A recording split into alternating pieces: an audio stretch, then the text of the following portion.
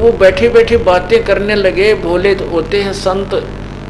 सीता, पीपा ने कहा, सीता सुना है भगवान की द्वारका जल में डूब गई थी, पता नहीं कहाँ सी होगी। इच्छा करता है कि भगवान से मिलने एक बार आए हुए द्वारका में चलते हैं, भगवान वहां मिलेगा। उनकी बात एक लफंडर सा पाली सुने था। वो बोला, मैं बताऊं द्वारका किस है, कहाँ? इसमें ये यो दिखा ना, वो गंगा के बीच में दरिया में निशान बता, देख वहां सी है। और अच्छा, अब उनके देखते देखते दोनों आने डांक मार दी। अब चल भगवान से मिलाते। अब कहते हैं पूर्ण परमात्मा ने उसके लिए क्या लीला की कि वहां पर एक द्वारका रच दी उस जल में, दरिया, उस जमुना के जल में, गंगा के जल में।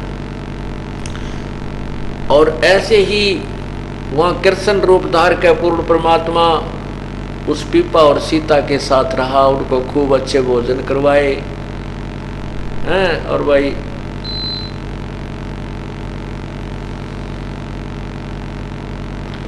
एक यानी 7 दिन तक उनको वहां रखा मेहमान बना करके। उधर से क्या हुआ कि वहां आसपास नगरी में शोर मच गया कि 2 भगत, 2 साधु और गंगा में डूब कर मर गए।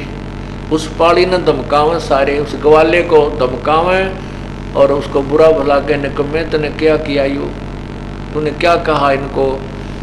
उस पाली ने बताया, ग्वाले ने कहा कि ये मेरे से न्यू पूछे थे कि यहाँ बताते हैं द्वारका है जल में, वो कहाँ सी है। मैंने तो मजाक कर दिया, कुआरी इसको बीच में है, वो बीच के अंदर है दरिया में। इन्होंने मेरी दूसरी बात सुनी है, कोई ना डांक छलांग लगा दी। दो भक्त मर गए, 2 भक्त मर गए। दरिया का पानी था, उसमें लाश भी ना पावे, तेरा कित जावे। तो कहते 7 दिन तक परमात्मा ने वो वहां रखे। और 7वें दिन कहने लगे, भगवान हम जाते, हमारे गुरु जी आगे होंगे। पूर्ण परमात्मा बंदी छोड़ने का, अच्छा बेटा जाओ, और यूं करो, ले एक अंगूठी दे देता हूं, दोनों के इसी बढ़िया सोने की अंगूठी छाप पहना दी और उस पर लिख रखा कृष्ण, श्री कृष्ण। क्योंकि वो श्री कृष्ण माता तो ऊपर के श्री कृष्ण जी ने मान बैठे, क्योंकि अब पुराना रंग भी जल्दी से नहीं जाता, तो उस पर लिखा श्री कृष्ण। वो दोनों बार आए 7वें दिन, तो वहां आसपास के लोग देखे रहे आदमी, ये दोनों जिंदे आ गए, तो सारे भाग के इकट्ठे हो गए। खेतों वाले कहने लगे, आप मर गए थे। तो बोला, हम क्यों मरे? वो जो भगवान नहीं बचते, हम तो भगवान से मिलकर आए हैं, श्री कृष्ण जी की द्वारका में गए थे और वहाँ 7 दिन भगवान के साथ वहाँ ग्वाल बालों में खेल कर आए हैं। वो कहने लगे, नहीं जस्ती, देखो भगवान ने हमारे को छाप दी है अंगूठी, दोनों पैर एक। अब पुण्यात्माओं,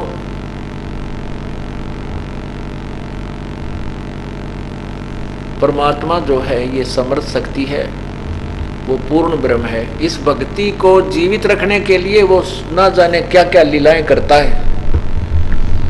एक बार क्या हुआ कि पीपा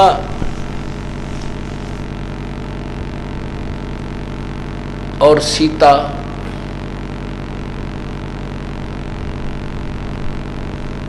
ऐसे जा रहे थे और जाते वो एक उसमें बैठ गए वृक्ष के नीचे।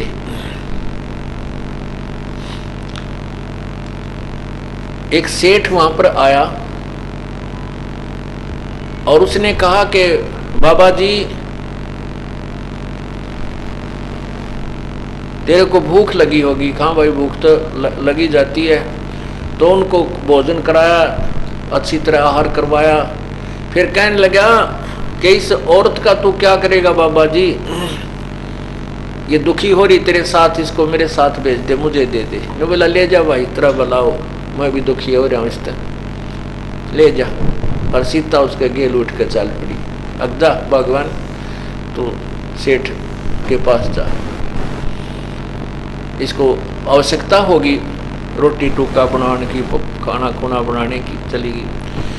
अब उसने सेठ ने तो ऊपर चौबारे में छोड़ दी, तू यहाँ नहा धो ले और कपड़े कुपड़े बदल ले, अच्छे बढ़िया कपड़े ला दिए। अब सेठ जी आध घंटे के पाछे गया, ऊपर कुआड़ खोले तो वहाँ शेरनी का रूप धारण करके वह शेरनी दिखाई दी। और सेठ जी तो उल्टा कुला करता हुआ पड़काले में गनूल लोट करता हुआ तड़ा आगे पड़ा, मर गया मर गया मर गया, क्या हो गया? तो किसी नहीं बताओ, भाजा गया जहाँ पीपा जी बैठे थे। कहने लगे महाराज जी उसने ले आओ ना भाई, राख तो है अभी तो कुछ दिन राखते ले, आज भी ना पूरा भी दिन ना होया रहता है। ने बोला नहीं कति मर जाएगा मैं तो मार दिया, बड़ा वो शेरनी बन की बात है। जब पीपा गया ने बोला आजा भगवान, इसे बुद्धिहीन तो बहुत मिल लेंगे अपन को। इस प्रकार पुण्यात्माओं परमात्मा के नाम पर लगने के बाद कुछ आपत्तियां भी आती हैं, परमात्मा उनकी मदद भी करता है। एक दिन क्या हुआ, पीपा जी जा रहे थे शहर में, एक मुसलमान के घर जन्म एक तेलन बैठी थी दुकान, वो अपने घर पे। अब बाहर मतलब कहीं मिल गई रास्ते में, और राजा और पीपा ने कहा कि बेटी राम राम बोल, राम राम। ने बोली क्योंकि मुसलमानों में कहते हैं कि राम नाम जब बोल रहे हैं जब कोई मर जा, वैसे राम नहीं कहते वो। तो मालन बोली कि राम राम क्यों बोलूं, हमारा कोई मर रहा है, तुम बोलो राम। ने बोला अच्छा राम राम कोई मरने के बाद बोला जाता है? कहाँ, हमारे तो मर जाना कोई जब राम बोला करें। पीपा कहे तेरा कौन इसम, तेलन कहे तेरा कौन इसम, तेरा कौन धर्म है, तू मुझे राम राम कहने को बोल रहा है? पीपा बोला तेरा मरियो खसम। अक्चल राम तो बोल रहे तेरा खसम मर जाएगा, पति मर जाएगा। अब मालन घर पे आई, देखा तो तेली जो है अपने उस बैल के लिए घास को ठीक, चारे को ठीक करे था, न्यार रोड़े था, चनों का घास सा था, उसको ऐसे करके उसमें तो वो मोटे मोटे लकड़ी से बाहर निकाल दिया करें उसको, भाई पशु को खाने में दुखी ना हो, ऐसे कर रहा था। तो उधर से संत ने कहा तेरा मरियो खसम, वो उड़े लो टिक गया, वो मर गया। अब पीपा वो तेली मर गया, और जो ही उस तेलन ने आके घर पर देखा तो तेली मरा पड़ा। तो वो आसपास के लोग इकट्ठे हो गए और कहने लगे लाओ किताब बोलो इब राम राम। पीपा जी फिर पहुंच गए, अकमाई ले ही बोल तू राम राम। अरे पति मर गया तेरा, अब तो राम बोलेगी। तब पाया पड़ गए सारे, वो जितने भी परिवार के सदस्य थे, सारी कहानी बताई उसने जी, ऐसे ऐसे मेरे से मुख से ये निकल गया कि तुम बोलो राम थारे मर जा, जब तुम बोलो हमारे कोई मर गया, जब हम तो तब बोलते हैं हमारा कोई मरा थोड़ा ही है। तो ये बोला ले तारा मरे जागा, तेरा पति मर जाओ। फिर तब बोलेगी भगवान का नाम तू। फिर पैर पकड़ लिए सारे उस कुल के लोगों ने, मालन ने, उस तेलन ने भी माफ़ी मांगी। तब परमात्मा ने वो पकड़ कर, उस पीपा जी ने पकड़ कर बाजू और तेली खड़ा कर दिया, उठ भाई। तब उनको प्रचार समझाया कि भगवान के नाम में ये भिन्नता मत करो, राम कहो, अल्लाह कहो, साहेब कहो चाहे खुदा, और सर्व आत्मा उस साहेब की वो ना ही कहो से जुदा, वो सब आत्मा उसे एक परमात्मा की है। तुम ऐसी बाढ़ बना कर मत बैठो, हम राम नहीं कहें, हम अल्लाह नहीं कहें, नहीं, ये सब शक्ति बोधक शब्द हैं उसी परमात्मा के। तो पुण्यात्माओं,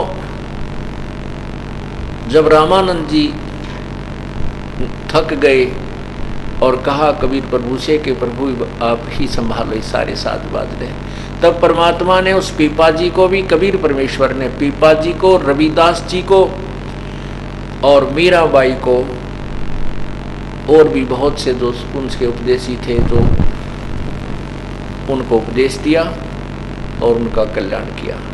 पुण्यात्माओं, साधना पूर्व जन्म की जो साधना थी, उस पिछले जन्म की कमाई से ही इतनी हिम्मत आती है कि दरिया में कूद जाना, अपनी पत्नी को किसी के साथ भेज देना, उनको विश्वास इतना दृढ़ बन जाता परमात्मा पे कि इसको आंच नहीं आ सकती, ये सत्य के ऊपर है और प्रभु हमारे साथ है।